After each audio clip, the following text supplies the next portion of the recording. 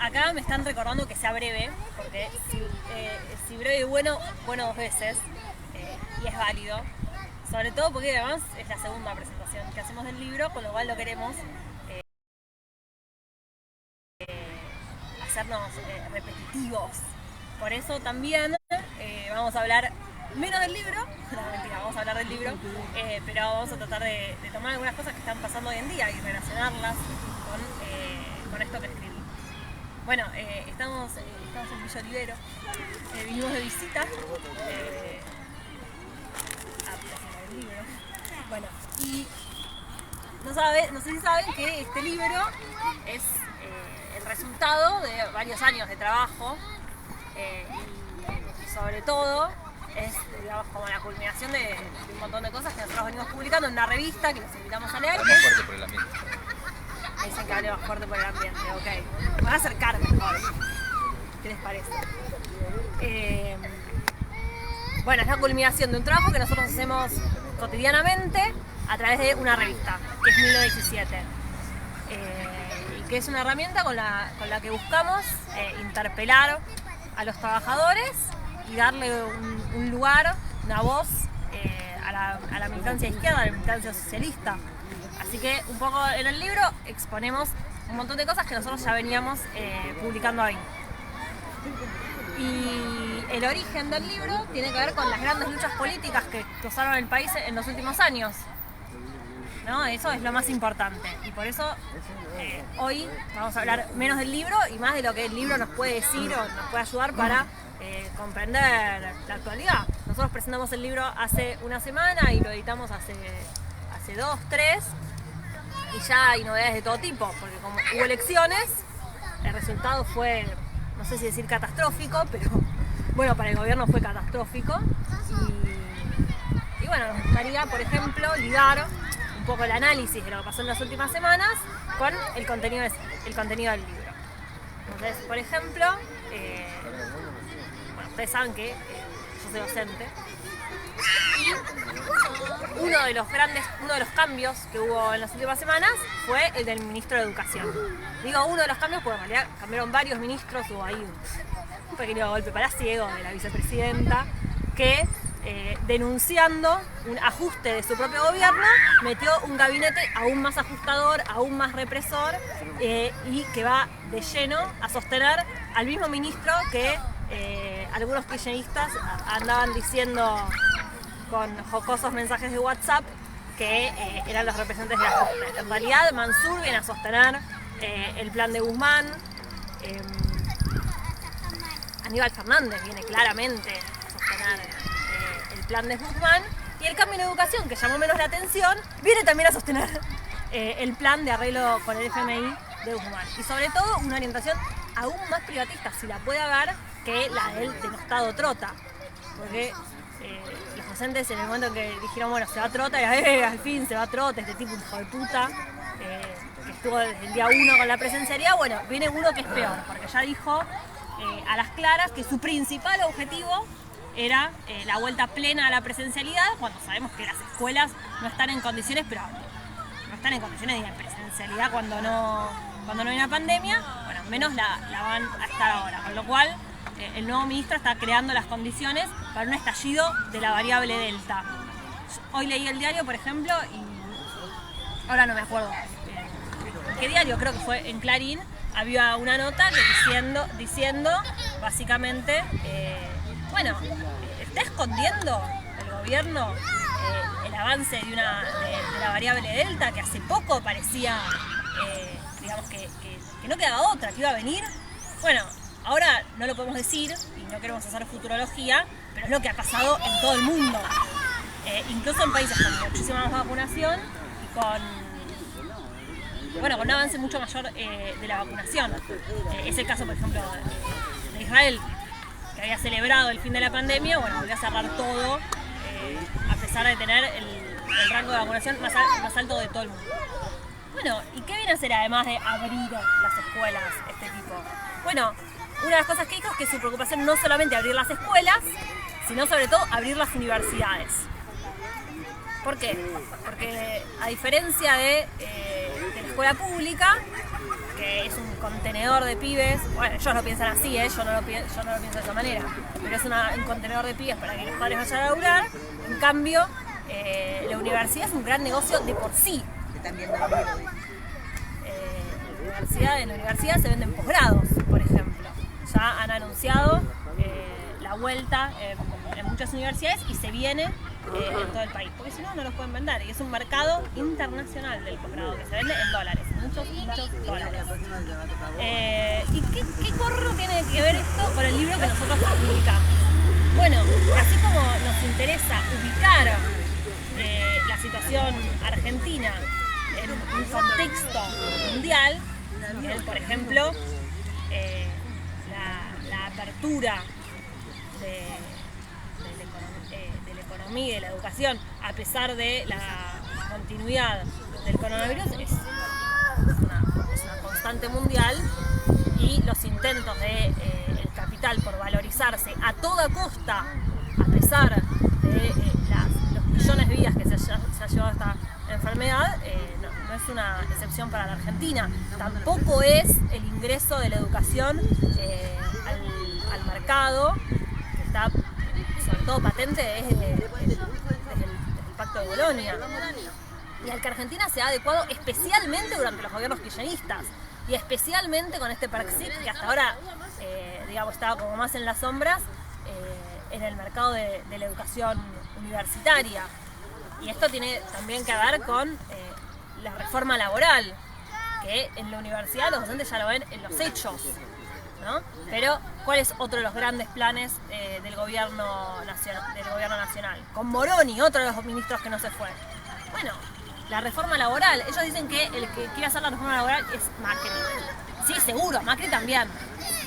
Pero el kirchnerismo ha avanzado muchísimo en la transformación la destrucción de los convenios colectivos adecuados al capital. Por ejemplo, es el caso de los petroleros. La diferencia es que es una reforma en cuotas, como la heladera. Uno no la puede pagar entera porque no le alcanza la plata. Bueno, al gobierno no le alcanza el capital político para hacer una reforma laboral plena, entonces va en cuotas. Entonces, y esto también, o sea, es la respuesta en todo el mundo del capital ante su imposibilidad de continuar valorizándose. Bueno, ¿cuál es la variable de ajuste? ¿En qué podemos recortar los gastos? Bueno, recortémosla en trabajadores. Y en ese sentido, bueno, yo decía, bueno, vamos a relacionar esto que estoy diciendo sobre la actualidad con el libro que acabamos de publicar. Bueno, ¿en qué tiene que ver? Bueno, obviamente, nosotros tratamos... ¿De qué se trata el libro, no? El libro se llama La Asamblea Constituyente, la naturaleza histórica de la Asamblea Constituyente. Y esto no tiene nada que ver con la reforma del 94, digo, para pensar asambleas constituyentes que uno que uno se acuerda. Bueno, tenemos la reforma del 94, entonces yo pienso asamblea constituyente y pienso reelección de Menem. No. Bueno, tenemos actualmente la asamblea constituyente en Chile. Ahí ya nos acercamos un poquito más, en el sentido de que logro popular, o sea, consignas del pueblo, la convocatoria de una asamblea constituyente. Y sin embargo, hoy, en este momento, todavía no es la asamblea constituyente chilena la expresión, digamos, de una transformación social y de la obtención de los reclamos populares de los mismos compañeros que salieron a luchar contra el régimen de Piñera. Bueno, para nosotros, cuando hablamos de la Asamblea Constituyente, estamos hablando del pueblo imponiendo sus propias instituciones, su propia organización, al pueblo de turno. ¿Bien? Y no tiene por qué llamarse Asamblea Constituyente, pero lo entendemos como Asamblea Constituyente en el sentido de una asamblea que se constituye como poder político y que en ese sentido puede transformar de lleno la sociedad. Por eso en la presentación del libro el otro día yo me metí un poquito con la historia, tal vez aburrí a algunos hablando, bueno, por ejemplo, la Asamblea Nacional en la Revolución Francesa y cosas por el estilo. Hoy no los voy a aburrir con eso, pero sí a señalar que justamente ante la catástrofe hoy humanitaria, pero la catástrofe social frente a la que estamos, se presenta la necesidad de que justamente, como decía la convocatoria a la presentación del libro de hoy, los trabajadores gobernemos. Y entonces, en ese sentido, la necesidad de discutir la Asamblea Constituyente. Me pregunto a mí si sí. No, pregunto si sigo porque tal vez fui un poco extensa. Pero bueno, voy a señalar una última cosa, ¿no? Dos cositas que dije la vez pasada y me gustaría retomar, aunque se vuelva repetitivo. Bueno, una tiene que ver con esto último, el tema de la Asamblea Constituyente. Bien. Y el gobierno de los trabajadores, ¿no? Bueno, ¿cómo no lo comprendemos nosotros simplemente como un artículo que vamos a comprar a la ferretería de las consignas políticas, y dice cuál es la mejor para hoy? O sea, compro tornillos o compro clavos, bueno, compro Asamblea Constituyente. No, nosotros lo entendemos en el lugar histórico que se ubica, que es la expresión de cómo vieron la luz todas las grandes revoluciones, ¿no? Bueno, fue a través de la Asamblea Constituyente, esas asambleas, esos parlamentos que se impusieron como formas de poder político para transformar la opresión del pueblo en gobierno. Se entendió mal, ¿no? Pero transformar las grandes crisis sociales en las cuales el pueblo oprimido logra imponerse y formar sus propios órganos de gobierno. Y una última cosa que quería señalar tiene que ver con esto, con lo que empecé. Bueno, yo decía, bueno, este ministro que viene con la presencialidad, qué sé yo, qué sé cuánto. Bueno, viene con todo un combo en el cual parece que después del resultado de las elecciones también cambió la situación sanitaria, mágicamente. Como que parece que alcanzaba con votar para que ya el coronavirus no contagiara, que no fuera necesario tomar ninguna medida de precaución. También parece que alcanzó para que la misma oposición que decía que habría que abrir todo, ahora diga que es una irresponsabilidad. Pero bueno, ese es otro cantar. Y esto no es así, en realidad al contrario.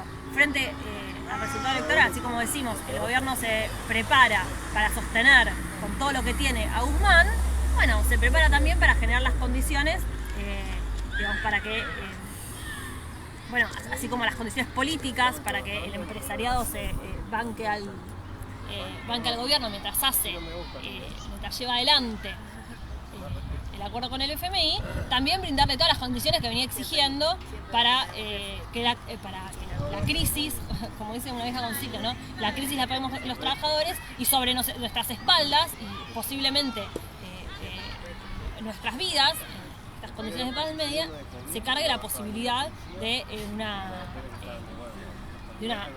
recuperación económica, que igualmente es imposible, eso lo podríamos ver en otro momento, pero me estoy yendo un poco a la mierda. Y esto que tiene que ver con el libro, porque para los que ya lo habrán visto, hay un capítulo muy interesante donde ubica justamente el problema de la pandemia, de las pandemias o de las pestes, como las llamamos, por así decirlo, llamamos en la historia, en su lugar histórico, es decir, evidentemente son un fenómeno biológico, pero no son solamente un fenómeno biológico, y es justamente en los grandes momentos de crisis económica y social que se expresan también en el desarrollo de grandes epidemias, porque es justamente sobre el hambre del pueblo que se puede montar el desarrollo, a ver cómo decirlo, el contagio masivo y la mortandad producto de estas enfermedades. Pero bueno, ahí sí, no les quiero adelantar lo que es el libro y los invito a leerlo.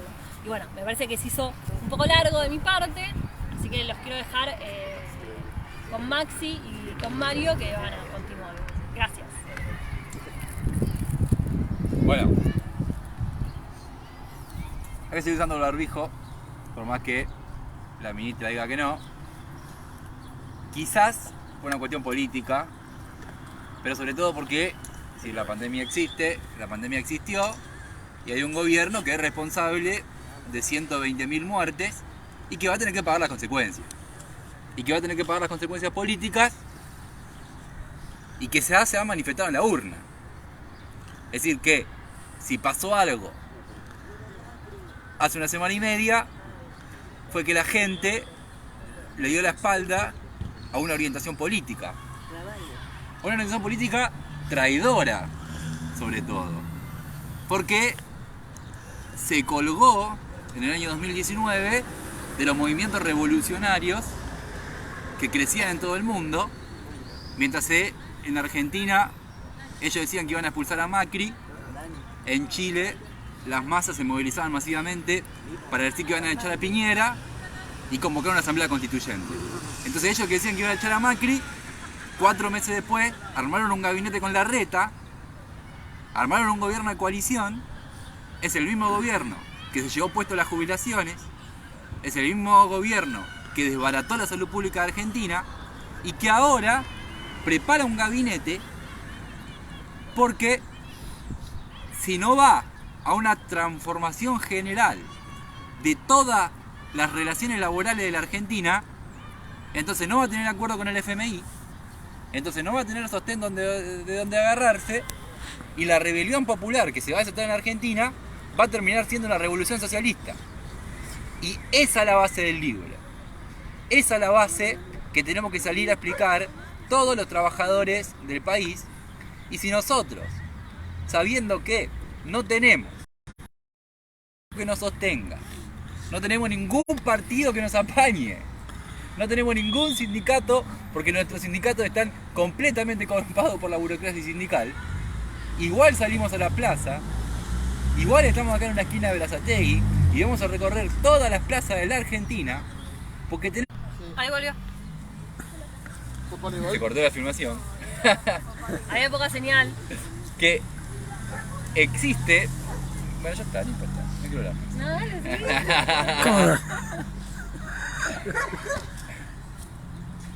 Basta, no quiero hablar. Dale. No, ¿por qué? Lo vieron en una cámara al pedo, ni nadie mirando. Hay gente mirando. ¿Sí? Sí. Que te cortó la transmisión. Te está boicoteando el capital de las telecomunicaciones, dale. Bueno. Se volvió, ¿cómo se dice? Tímido, Maxi, de repente.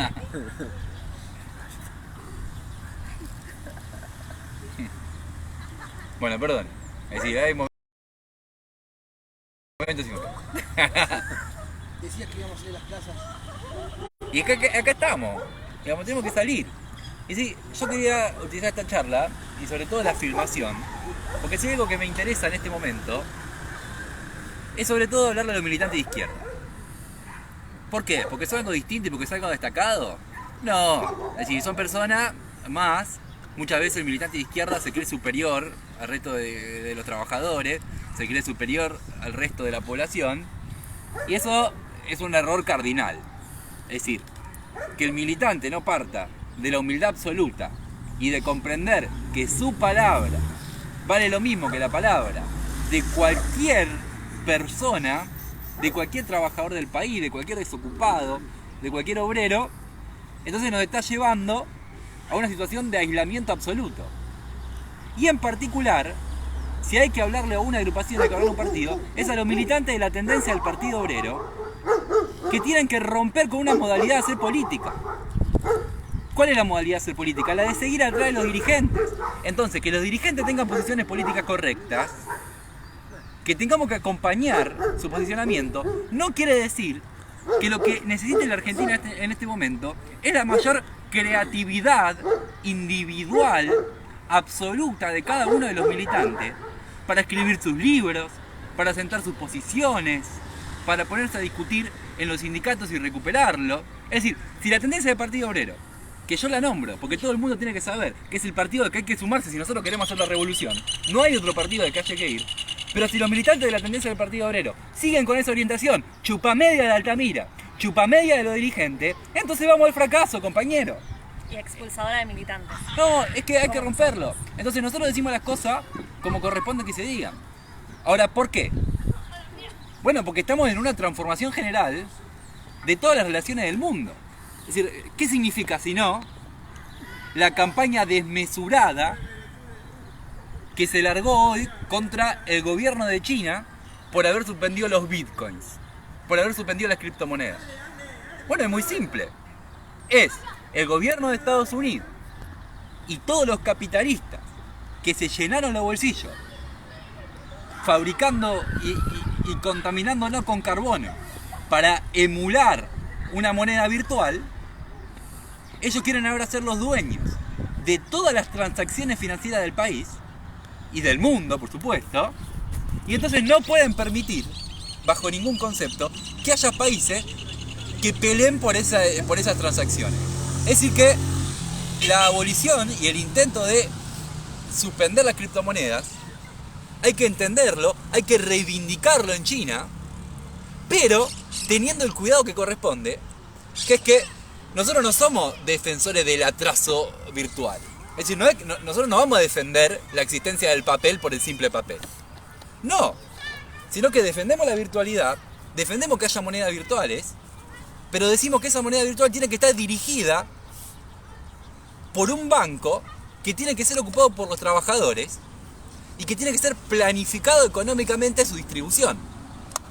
Ahora, la anulación de las criptomonedas en China y la respuesta que hay en los Estados Unidos es una expresión de que el mundo gira aceleradamente a guerra mundial. Entonces, esa es la razón por la que escribimos el libro. De hecho, si ustedes lo miran cuando lean, van a ver que en el desarrollo que nosotros hacemos del coronavirus y de la peste, hay un concepto crucial, que es que la peste y la guerra en toda la historia universal son sinónimos. Es decir, nunca están separados. No lo tuvieron separados en el 1200 a.C. en la guerra de Troya, donde una epidemia casi se consume a todo el ejército de Grecia.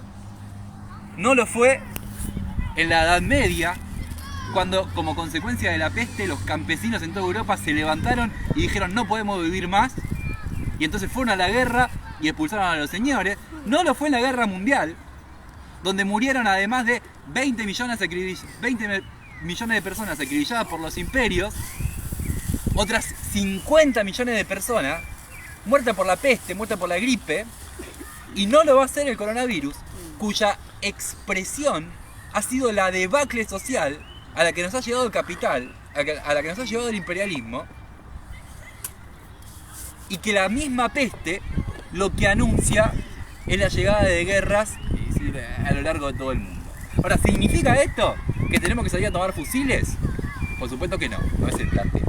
Ahora sí, significa que tenemos que salir con la bondad, con el amor y con la expresión que lo decimos, a formar milicias populares. Y eso tiene que estar claro. ¿Qué significa una milicia popular? Significa que la gente tiene que tener conciencia de que en todo el mundo va a haber un ataque descomunal contra nuestras condiciones de vida. Algo que ya existe. Un joven que hoy quiere conseguir un trabajo tiene que trabajar mínimo 10, 12 horas por día por 20.000 pesos por mes. Eso es una declaración de guerra. De hecho, el propio Bolsonaro ya ni siquiera avala el trabajo en negro, sino que está votando leyes para retrotraer la esclavitud. Es decir que todo el mundo está en una transición política. ¿Qué es una transición? Bueno, vamos a pasar de un sistema de producción, de un sistema de relaciones a otro. Ahora, ese sistema de relaciones no necesariamente significa el paso al socialismo. Puede significarse el paso a la barbarie. Eso lo intentó Hitler en su momento. Bueno, la existencia misma de Hitler, la existencia misma de Donald Trump, es el anuncio de que cada uno de los países tiende al desarrollo de su guerra civil nacional. Es decir, que la misma Argentina tiende a la guerra civil. Y sin embargo, los partidos de izquierda lo omiten. Ahora, yo cuando estoy diciendo esto, ¿alguien se asusta porque yo planteo que hay una tendencia a la guerra? Y alguien te suele decir, che, vos estás loco. No. ¿Por qué? Porque yo no estoy diciéndole a la gente, che, mirá, este es tu fusil y tenés que ir a entrenar y tenés que ir a disparar. Estoy haciendo un planteamiento político y explicándolo. Pero sin embargo, ni Altamira, ni Marcelo Ramal, mucho menos Gabriel Solano, mucho menos Nicolás del Caño y ninguno de los dirigentes de izquierda tuvo los huevos para sentarse en los medios de comunicación y decir las cosas que hay que decir. Y sin embargo, lo que decimos las cosas como son, se te acusa, no, vos no podés formar parte de un partido, vos no tenés estas condiciones. Bueno, y así es como ellos mismos se aíslan de la masa popular. Ellos dicen que omitiendo las cosas, entonces tienen cabida popular y sin embargo las conclusiones las tenemos que pagar nosotros. Porque yo mismo salí, hice campaña por Jorge Altamira en todos lados, le expliqué a todo el mundo por qué había que votar a Jorge Altamira, y ellos nos decían muy convencidos de que esa era la orientación, de que había que pegar carteles con la cara de Ramal y con la cara de Altamira por todos lados, y sin embargo, igual sacamos el 0,4%. Es decir, que fue un fracaso. Y ese fracaso, por lo menos había que aprovecharlo, planteando las cosas que había que plantear. Y entonces, ¿para qué utilizamos la campaña electoral nosotros? Para decir que había que convocar una asamblea constituyente, no para mostrar las caras de nadie. Y decir que había que convocar una asamblea constituyente nos llevó más a agrupar compañeros, a explicar los problemas, que pegar afiche con las caras de los candidatos por todos lados. Entonces, conclusión, evidentemente la Argentina gira a una rebelión popular. Esto no va a dar para más, porque las condiciones del 50% de desocupación, de hospitales saturados, de una nueva pandemia que se viene, vamos a un nuevo argentinazo, y hay que tomar la iniciativa, hay que salir a la calle, hay que salir a las plazas, hay que explicarle persona por persona este problema, y este es nuestro pequeño aporte, nuestro pequeño grano de arena.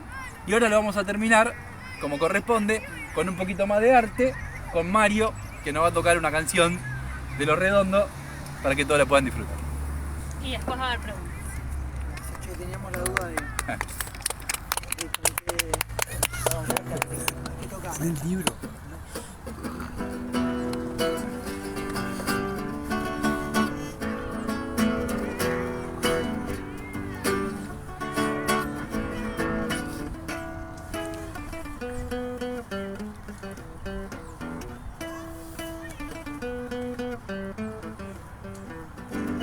Unos meses a caseros hizo estrato roja, se hizo el torbellino que hoy suena en la radio.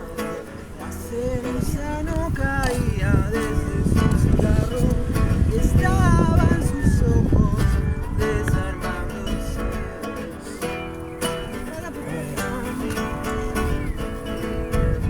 Pues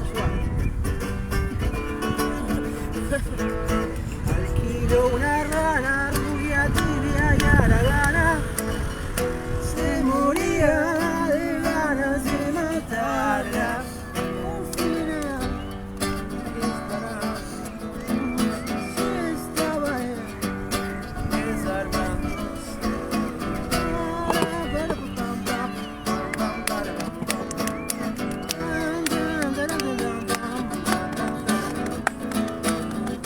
Hizo un par de promesas imprudentes y así fue que de ellas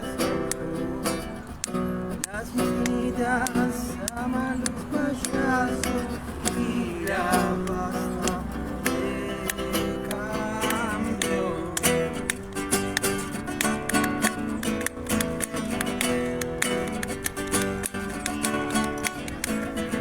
El pibe de los astilleros nunca se rendía.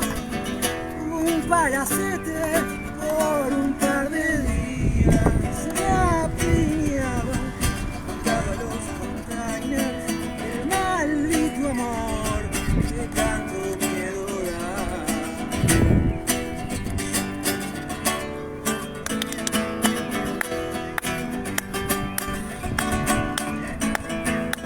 Que por una lluvia que realmente moje, que pusiera fin a su aventura.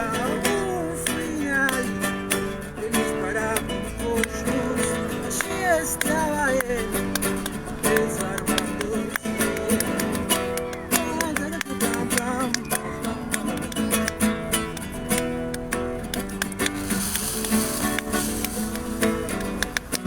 Ciertos reyes no viajan en camellos, ellos andan el llanto del amor. Esos tipos soplan con el viento al balón supremo.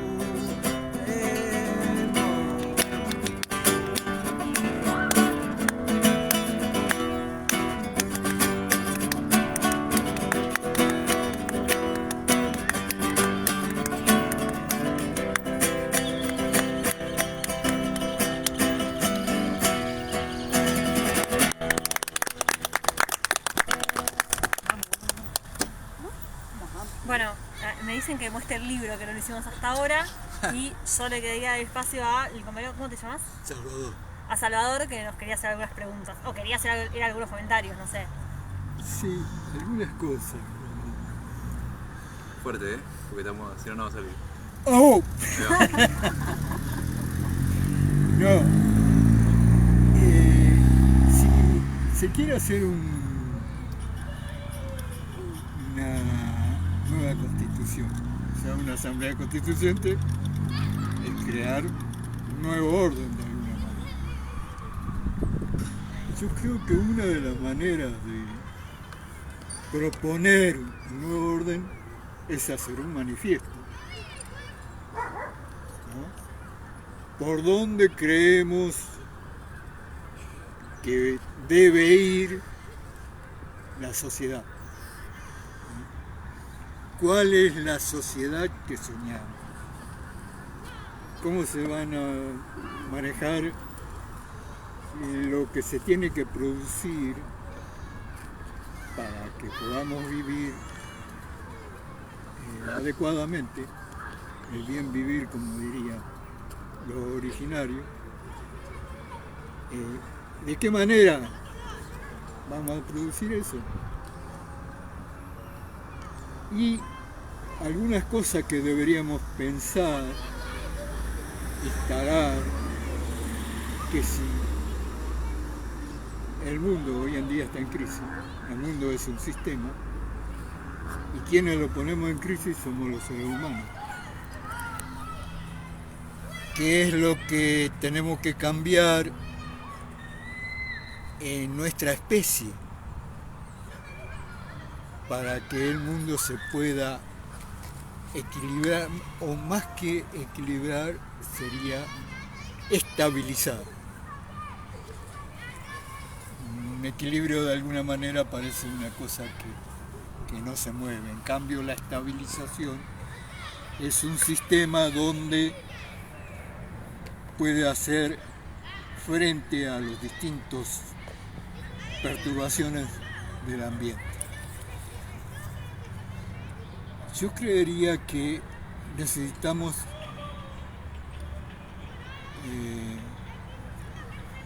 un gobierno planetario, y para empezar a pensar eso tendríamos que empezar a pensar en un estado plurinacional indo-afro-latinoamericano. ¿Por qué? Porque es la única manera de enfrentar a las grandes corporaciones con su inmenso poder. Y para conseguir ese estado, ¿quién lo tiene que conseguir? Indudablemente los gobiernos de nuestros distintos países no lo van a hacer. Lo tiene que hacer la gente. Pero para que la gente pretenda, tenga intencionalidades compartidas de crear ese estado, debe comunicarse, debe haber, quizás como dice Máximo, asamblea, pero hay que cambiar el tipo de la asamblea. Yo pertenecía al movimiento asambleario y no dio gran resultado, porque siempre habían 4, 5, ponele 10 que hablaban, y los 600, 700 que teníamos en la Asamblea Central de Quilmes quedaban sin hablar, sin expresar lo que pensaban, y por lo tanto sin tomar partido. Hay que crear un mecanismo, una metodología distinta asamblearia, en donde los grupos de debate no deben ser mayores, pongamos, de 20 personas. ¿Por qué no más de 20? Porque todos tienen que participar y si no se alarga demasiado el tiempo. Entonces, si tenemos 1000 personas, tenemos que dividirlo e ir formando estructuras para que todo el mundo haya participado y todo el mundo se haga cargo de lo que construyó con su granito de arena. Eso creo que es lo que tendríamos que empezar a buscar, metodologías de intercomunicación, de comunicar. Los medios, las redes nos pueden ayudar mucho en la convocatoria, pero no en la comunicación y el entendimiento con la gente. Si yo no le escucho al señor, a la señora, ¿qué carajo sé lo que piensa, lo que siente, los problemas que tiene? ¿Y cómo cree que lo va a solucionar? Si empezamos a poner al centro nuestras distintas maneras de pensar, podemos crear máquinas inteligentes, replicantes, grupos replicantes que nos vayan enseñando todo, la comunidad enseñando a la comunidad. Eso creo que es mi visión del tema. Sí, bueno, perfecto. Creo que quedó bien como última palabra. Es correcto el análisis de mi punto de vista, digamos. Así que bueno, gracias a todos. Este es el libro, digamos. Es decir, es verdad, es decir, se nos pasa, por lo general, terminamos hablando de política porque es lo que apasiona, ¿no? Somos medio boludos, no sabemos vender. Claro, pero es un libro Se aprende sobre la marcha. Claro.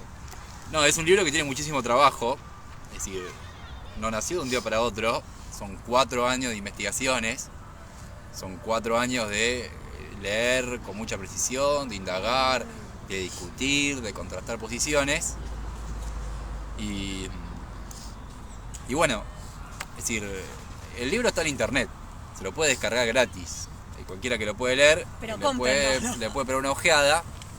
Sí, el que lo quiere comprar y lo puede comprar, adelante. Pero si nadie se hace millonario vendiendo libros. Ese es el punto. Y nosotros tampoco no queremos ser millonarios vendiendo libros, porque no lo vamos a hacer. Sino que la idea es entrar en discusión. Entonces, a los que están viendo la transmisión en vivo, los que lo ven en YouTube, a la persona que está acá presente también, sí, bueno, léanlo. Y no es un libro fácil, digamos. Y a propósito no es un libro fácil. Nosotros no queremos bajar el nivel cultural de la persona. Al contrario, lo queremos elevar. Y hay complejidades. Es decir, hay que entender algunos procesos históricos que no son boludeces. Por ejemplo, entender la revolución burguesa, entender el significado verdadero de la Revolución Francesa. Por ejemplo, en la escuela siempre se enseñó que la Revolución Francesa es lo más grande que le pasó al mundo, ¿no? Es decir, viva la Revolución Francesa. Viva la Revolución Francesa, evidentemente, pero hay que tener cuidado. El marxismo no puede caer en un análisis simple de que fue la revolución que transformó para siempre la historia, porque la Revolución Francesa llegó completamente tarde al mundo en comparación, por ejemplo, con lo que había sido la Revolución Inglesa, que expulsó al rey, que democratiza todo el sistema religioso, que democratiza la vida y los bienes, y fue 160 años antes. Bueno, ese es un análisis, creo que solamente uno lo va a encontrar en este libro, por lo menos en Argentina.